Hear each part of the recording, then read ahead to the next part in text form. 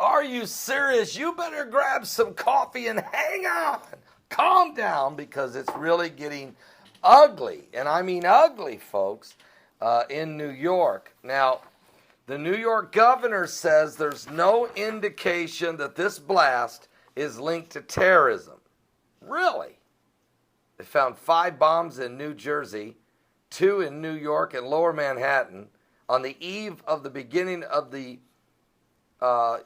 71st Annual United Nations General Assembly. We have the Russians walking out on a UN Security Council because they were insulted by the United States UN Ambassador Samantha Power. And it was the United States that bombed and killed 62 Syrian soldiers during a ceasefire. U.S. apologized, said they thought they were trying to hit ISIS, but they actually hit the Syrian soldiers, and that helped ISIS win a very large strategic victory on the battlefield. Now these bombs go off. Trump says we got to do something. This is the time we're living in. This is the world we're in. It's got to be fixed. Hillary doesn't know. She's still waiting on the full investigation. And I believe they're sweeping this under the rug. I believe they don't want to use the word radical Islamic militants responsible. I believe that they can't. If they let that out, if they say this is what happened, then Donald Trump is walking straight into the White House because he's been telling everybody this is the problem. So they've got to figure out a way to blame it on somebody else or do something else. I'm sorry, but I'm telling you, folks, this is what it stinks. Something don't smell right. It's not passing the smell test.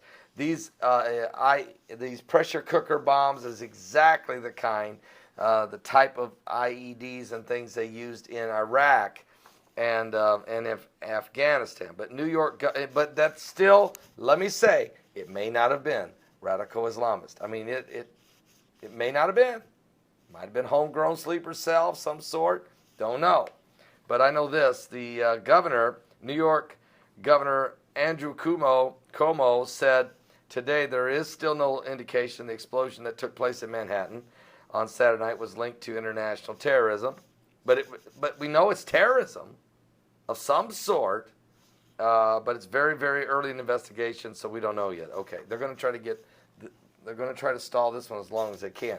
Now, here's what we do know, and you know, Governor, the governor is going to try to push it off, try to be careful with it. Everybody is. And I'm saying go ahead and we do need to know who did this. And if it isn't the radical Islamists, that'll be the first time that we had a bombing go off that wasn't tied to radical Islam, but it's possible. Not the first time in history. I mean, we can go back to William Ayers and the Weather Underground if you want to go there.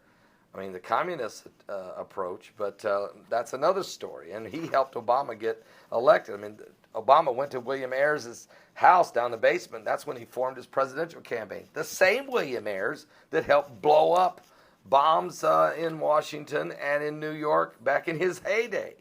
Just saying. Just saying. But New York is on edge after this blast in Manhattan. Over at my son's website, the Crusader Journal, he also has this report not only about the governor and what's going on there, but New Yorkers are on edge. According to reports, New Yorkers have endured September 11 attacks, the devastating superstorm of Sandy in 2012, and now Saturday night, 29 people are injured, and major explosion in Lower Manhattan, less than a mile from the headquarters of the United Nations. For people who live in New York City, there's always a sense that something terrible is going to happen, said Karen McWarther, age 61, as she set up a booth to sell vintage clothing at the street fair on the Upper West Side. You just always adapt. You just have to. Authorities said the explosion in the busy Chelsea district, not far from the landmark Flairton building, was intentional, but with no apparent links to international terrorism. Well, it's way too early, the governor said. Okay. Anyway, look, folks, the FBI investigators are searching the scene of the blast, examining the remnants of the bomb, as well as an unexploded device found 4 blocks away, and a third device now that exploded in New Jersey on Saturday. They are connected. So the explosion at, obviously targeting the Marines, the military. This was the Marines 5K run. That bomb that exploded and the others they found over in New Jersey are made by the exact same person who left these 2 bombs in New York, one of which exploded and injured 29 people. They are the same. They were built by the same person. That's already been confirmed this afternoon. Question is, who is it and what is the motivation? We don't know. It may not have been radical Islamists. It might not have been. But what is the motive? Who did it? We're still waiting on the investigation to come forward. I know one thing. This is a dangerous time. We're going to be talking about this tonight, the stabbing by the ISIS soldier up there in Minnesota, where there's lots of Somali refugees that have been brought in. Unbelievable. Thousands of refugees from Syria, the Middle East, North Africa, Somalia, all over. And now we're starting to see results of it, folks.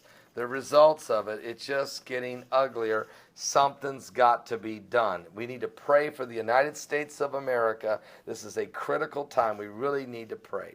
We'll be talking about all of these things tonight on Sunday Night Live, including Rabbi Stephen Ben-Danoon, Messianic Rabbi Stephen Ben-Danoon, live from Israel up in the Golan Heights, right on the Syrian border.